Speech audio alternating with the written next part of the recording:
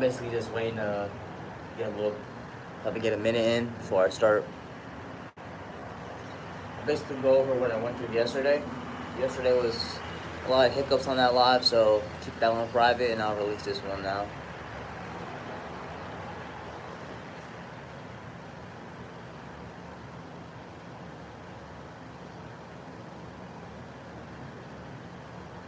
So like 5 more seconds.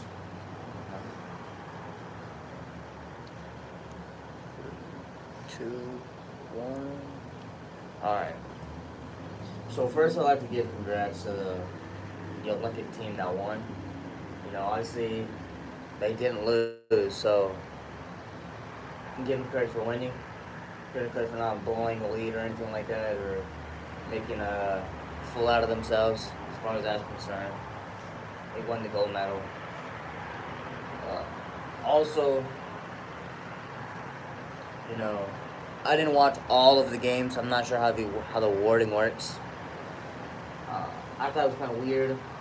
LeBron got that award, but especially after watching the last 2 games, the way Steph Curry put on a performance.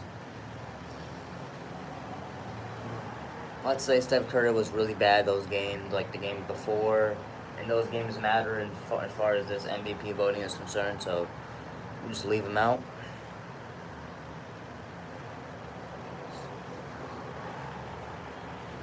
So like I said, Curry, not winning the MVP, and basically getting robbed of MVP again. It's pretty interesting on the Curry part of things. And I'll get back to Stephen Curry just now. I feel like, Embiid, I don't know his relationship with the country of France, but I do feel like this man definitely could have helped Wembanyama and the French team win the championship. They could have definitely made a big upset, but he decided to be on the softer side of things, I'll say, and he really didn't want any tough competition. Let's go to the Serbia game, because I wanted to talk about the Serbia game and the France game real quick. So this team was getting beat by the Serbia team. The Serbia team that are accused of being, a lot of the players on that team are accused of being plumbers, I would probably assume. They don't have NBA jobs, they don't have real high-paying jobs, so they have to do other stuff in the meantime. These aren't your typical high athlete, super fast, super hops type of guys. These are more fundamentals. I mean, they can shoot the ball pretty well. I mean, they have good post moves, I guess, but no super team by any stretch of the imagination. So you have this team who barely came back against the Serbia team. Well, they came back from a 17-point lead. It's the same lead that the Dream Team 2 came back from against the Select team. That was pretty interesting as well. But yeah, so we have the Serbia team who has how many great perimeter defenders, how many great rim protectors, how many great drivers at the rim do the Serbia team have? Probably none. Probably all of those guys are none. Nate Bogdanovic is a great shooter. I don't know the other foreign guys' careers, but they're not recognized as great defenders or great shooters. At least they weren't advertised as such during the Olympics. And then you have the fact that, yes, they came back from the lead. And we could talk about the Curry threes. You can talk about KD coming in clutch moments, or your transition LeBron layups. But I want to touch upon Embiid. Embiid scoring 7 consecutive baskets. Because when Embiid finally stepped up and proved that he is a great big man, he's a good big man at the very least. When he got the ball, he showed Nikola Jokic can't guard a real center. Like, he can't guard centers that are equivalent to him, or maybe give or take on skill set. He can't guard them. So we saw how Embiid was able to get those points over Jokic fairly easily. 7 consecutive baskets that brought them back. And if it wasn't those baskets, those threes and those layups, they don't have the balls to have those confidence in those shots, nor do they chip the lead down with the 7 points that are already off an Embiid. So I think it's important to look at how Embiid really carried that 7 point stretch and his importance as a big man. Why is it that important? Well, look at the French team. They didn't lose to France. They beat France. I mean, you look at this French team. They have a whole bunch of guys who either played in the NBA as role players or didn't even get to play in the NBA for long, if that at all. And then surrounded by Wembanyama. I felt like there was a couple times Wemby should have had the ball in his hands, but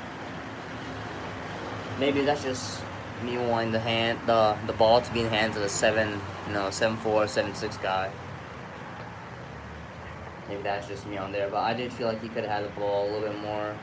Could done a little bit more as far as trying to get that lead back in that late quarters. But like I said, besides Embiid and Victor, basically teaming up and winning a championship and almost or potentially winning together, you saw that Victor was a problem for them, both on the defensive end and rebounding. And again, I bring all the rebounding and Victor and Jokic up and Embiid up for a simple fact. Another thing that's been going around is how is this team better than the '92 team? Is this the best team ever? And I already gave my opinion on that. I think that's the '96 team. They ranked team 2. Some people call them Team 3. Kind of a little misinformation or a bunch of information on the rosters of those teams. But for the most part, the team is so stacked. It's stacked with 3 all-time centers in the greatest center rotation of all time. So in my personal opinion, Embiid is not getting any baskets that he got on Jokic the same way he's getting on David, Shaq, or Hakeem. People like to tell me how Shaq, he's not a good defender, yada, yada, yada. But Shaq he was second place in Defensive Player of the Year. So we're not going to act like a second place DPOY is even comparable to a Nikola Jokic who doesn't block shots. He moves laterally, but we all know he's not no switch defender. He's not Anthony Davis. He can't switch like David Robinson or Hakeem Olajuwon. At best, him and Shaq probably have the same lateral foot speed, especially at that time. So I'm not really buying how they can hold any of those guys as far as that's concerned. We have like I said here, we got the inside scoring of Hakeem, Shaq, David. We saw no teams had any problems with that or any answers for that. Bam can't guard Barkley or Malone, so he's gonna have to play the power forward position a lot of the times, unless the 96 team decides to throw Malone at the center for a little bit. But yeah, here we have rebounding, Barkley, Malone, and those 3 centers I named. On the defensive end, you got Gary Payton, John Stockton, Hakeem Olajuwon. Again, the centers I named. David, you have Mitch Richmond, and also pretty good perimeter defender. And Scottie Pippen, all-time defender. The driving, you have Kemp, you have Pippen, you have Penny, you have Grant, you have Karl Malone, you have Kevin Johnson. Some people would have, depending on the teams and the rosters, because there's a lot of information or misinformation on the team per se. You could have Dominique in there. Shooting, Stockton, Reggie Miller, Mitch Richmond. Some reports said they have Dan Marley or Mark Price in there, but I don't really remember them being on the team. If they did have Dan Marley on that team, that just blows them out of the water as far as shooting is concerned. Because let's be real, Bogdanovic, anybody on that France team, they can't shoot like Reggie. Nor would they be able to shoot like Dan. So I think the shooting thing is a lot of proportion. Another thing I think is blown out of proportion is the age of the players like Bird and Magic. Bird and Magic are younger were younger than Curry, KD, and LeBron. They're all younger than all three of them. I get that it was Larry Bird's last year. I get that Magic Johnson took a year off, even though he did win MVP the year prior to that. He did take a year off. You could look at that, I guess. Let's see here. But yeah, when Michael took a year off, didn't really show too much. And the people who say that him coming back doesn't affect him losing to Orlando, I don't think it affects him either. I think it was more of a Horace Grant thing. But if you don't think it was a Horace Grant thing, and you also don't give him credit for having a layoff, then you should look at yourself as far as that argument is concerned. Another thing I think is pretty weird is we're going to talk about athleticism and foot speed, and we're going to go down to the nitty-gritty of things and ignore how the teams are going against each other and the way they beat them and stuff. When you ignore that stuff and you're only looking at the paper and paper rosters, well, let's look at the paper rosters. How did the 04 team get upset? Why is it that the last year's team got upset? Why is it that in 1985 or 1984, before Michael even got into the league, he won a gold medal? So Michael Jordan won a gold medal without other NBA players or official NBA players. He won a gold medal, and we're going to act like, the 04 competition was so much better, but yet then again, you have second-year LeBron, Tim Duncan, Allen Iverson. We have a squad. You have a full squad on that team, and yet they lost. So it's definitely more than just paper talent. You got to look at how the basketball team's going to match up. It's not about like, oh, these guys can only shoot threes and those guys can shoot threes. That's not how that works. Our team is better than everybody at shooting, at dunking, I would assume at driving. Why didn't we blow these teams out? Why did teams have better three-point shooting performances than us? Why did teams out-rebound us? We got destroyed by Serbia and France because we couldn't get offensive rebounds or defensive rebounds. These are things that we'd get killed on if we went against the 96 team. I think it's dumb.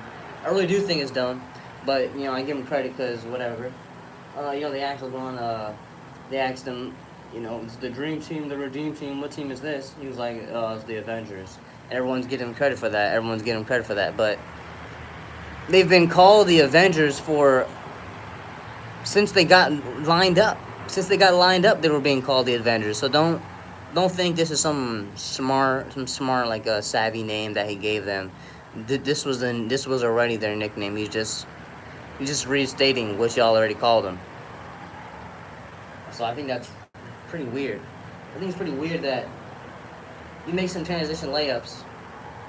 You do nothing in the third quarter. You're not doing anything in the fourth quarter, but you make some transition layups, and you're getting credit for helping gain USA back the lead. You made some transition layups. I don't really think that's super impressive after making some transition layups, especially with your hype. I don't really see it. Another thing is the announcers were really fruity. I mean, D Wade, and he's already exposed himself, but the other guy, he made a transition layup, and we're like, oh, look, Captain America. I mean, the Cap is right, but Captain America, I think that's disrespecting the Team USA team and Captain America, to be honest. Now let's go what else. Let's see what else. So, yeah, another thing I wanted to bring up. So let's bring up, they asked KD as well, how do they feel on this, on him being the all-time points leader? I thought it was pretty funny. He said that he was there for a long time, that it didn't really matter. And a lot of people were actually debating, is that a shot at LeBron? Because that's the only reason he got his points. It's the only reason he got his points. If he retired like the regular seasons, he'd be, I'm top 5. I'm assuming he'd be a top 5 scorer. He'd be up there for sure. He's very consistent in that.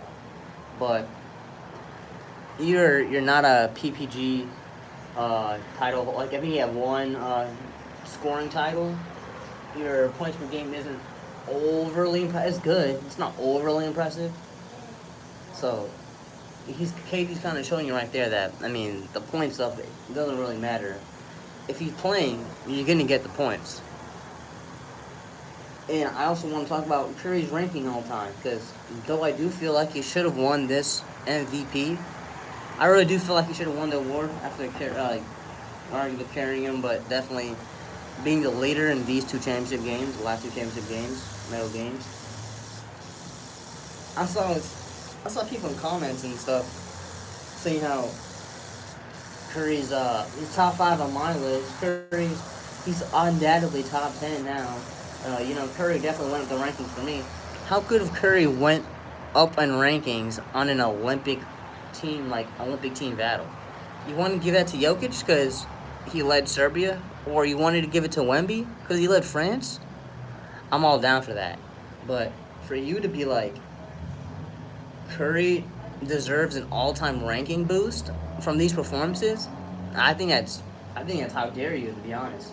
How dare you say Curry deserves to move up on the list? Because I don't know where you guys' top 10s are, but I'm sure someone of the Shaq, Kobe, Hakeem Olajuwon, I'm sure one of those guys are gonna get a bump down for your Kobe pick, for your Curry pick, and does that make sense? Would you boost up Stephen Curry for helping a team that should have already been win? I don't really think so. If you want to say Curry, he outshined LeBron in that moment, he outshined KD in that moment, and so you want to have his stock higher than them, you can do that. But you can't do that for, you can't say that Curry's now, I don't know what you guys say, better than Magic or better than Isaiah Thomas, or even that he's clearly better than Jerry West based off what he did in these years Olympics. I think that's retarded. Another thing I think is retarded is I'm gonna put an end to this now. It's Anthony Edwards being the new Michael Jordan thing. It's not right. It's just not right. I mean, does he have the defense? Yes. Does he drive to the rim? Yes. Is he black? Yes. Is he athletic? Yes. Will he want to guard the best player on the team? Will he do it? Yes. What's the difference between him and Michael? Okay, well, the main difference to me, and yeah, he has footwork, I guess. The main difference to me is multiple times, Anthony Edwards was little dogged in this year's Olympics. Multiple times. Versus when you have Michael Jordan say he's taking the last shot, or him dominating in the scrimmage and then going up to Magic and Bird and telling there's a new sheriff in town.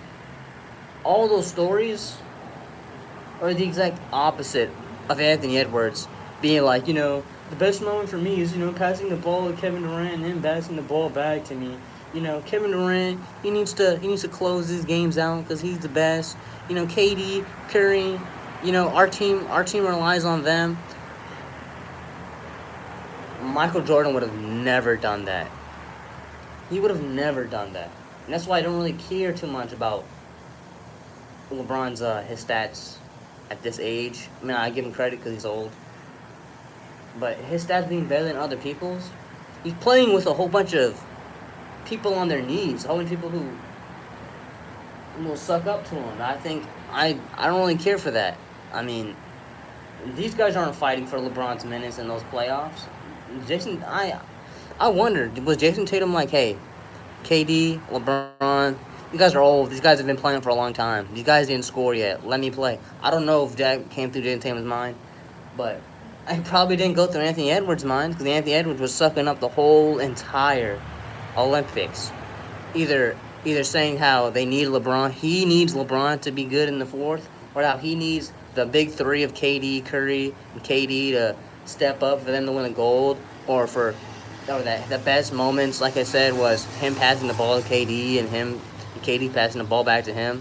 What type of gay stuff is that? I mean, let's just be honest. It's either childish or gay. So y'all can pick on that. Y'all pick. And lastly, I actually want to touch upon nothing hasn't too much to do with the Olympics, but it was brought up for the Olympics' sake, and that's why I want to talk about it. Islam. It is it's forbidden to have like statues how they have, the players, the Kobe statue, like Shaq, all the great players that retired, they have their statue, and it's forbidden to have that stuff, to make those statues and all that other stuff. And some people who aren't really religious, or don't really have the submission to God, they might be like, or just people who aren't too educated in the matter, they'd be like, well, why would that matter, or what cares that, or and we'll tell them that the first statues ever made were made for good people, righteous people, and over the years, the devil convinced people to pray to them. And I bring all that up because I think it's ridiculous. I was scrolling and I saw people comparing Kevin Durant, Curry, and LeBron to Olympic dogs. I'm not going to say their real name, or because I believe in one, but comparing them, calling them gods. What did they do with this Olympics to make you think they're gods? What did they do? They almost lost to a bunch of plumbers. You call them plumbers? A bunch of teams that would have never, ever even came close of a 10-point deficit to the 92 or 96 team. A guy, let's be honest. A lot of times, yeah, Curry came up big in those moments, but there were games where Curry wasn't there. And there's games LeBron has his fake triple doubles, I guess. He has the points, he has the rebounds, he assists, but you see him a lot of times he's not really doing anything. He's just standing there.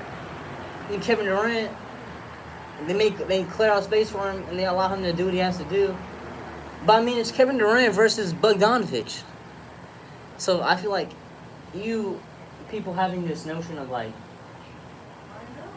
they've elevated their top ranked games, or they've elevated to Greek or Roman mythology. I think it's blasphemy. I think it's retarded. I think you don't know what you're talking about, or you've never watched the game of basketball really. I think there's a lot of younger players who this is probably their first time watching the Olympics, and they've never seen like great players team up together like this. And I think maybe it's just, I don't know if it's just the young guys, but I know Nick Wright and others kind of have that same philosophy, but I think it's just downright disgusting that we're giving them this type of credit. I remember when I started watching basketball, the Olympics, there were nothing to watch because USA was gonna blow them out every single year. We have a couple foreign MVPs, not from the same country. A couple foreign MVPs from different countries. We have these guys who, I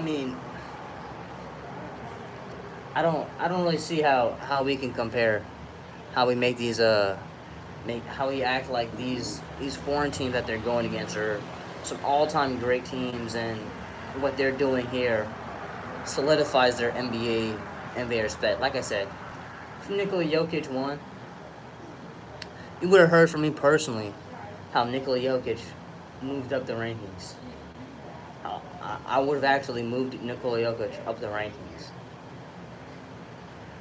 I refuse to say he's better than Ewing or David. But after that, if they would have won, I would have to be forced to say, at bare minimum, the same. And I'd probably give Jokic a slight boost. But it didn't happen. And, Jokic is also look at the team that Jokic played with.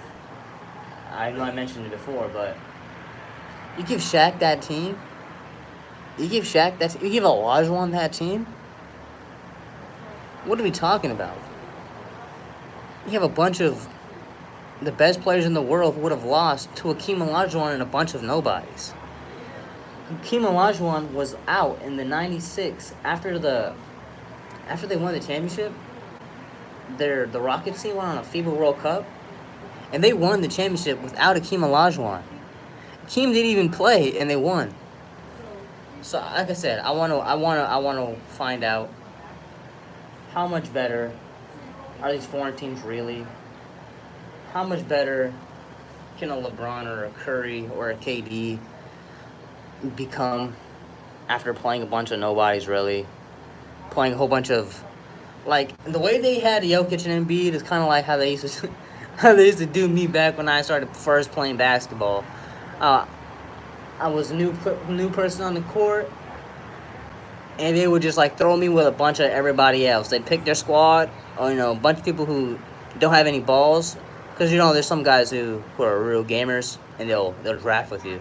But yeah, there's people who pick their squad and have you play against whoever is left over. That's what they had Jokic doing, and they had it a close game, and Curry came back from a close game, and we're supposed to worship him now. I think that's ridiculous. That's basically it for now. Anthony Edwards, he's never gonna be Michael Jordan. He can be similar in some degrees. He'll never be Michael Jordan. LeBron, we already know. What I do want to know, if you do see this in the comments below, you let me know. Do you think our team next year stands a chance? Because I think it's interesting. I think on one end, the team's not going to rely on Curry, KD, and LeBron. But on the other end, Curry, KD, LeBron, we're actually the only guys playing to a certain degree. I'll give Anthony Edwards and Anthony Davis credit for their defensive effort, as well as putting up points. I really like both Anthony's performance. But when they're gone, is Anthony Davis going to play with the next Olympic team? And how are they going to fare against a better Wembanyama and a bunch of nobodies? How are they going to fare? You let me know in the comments below. That's it for now. So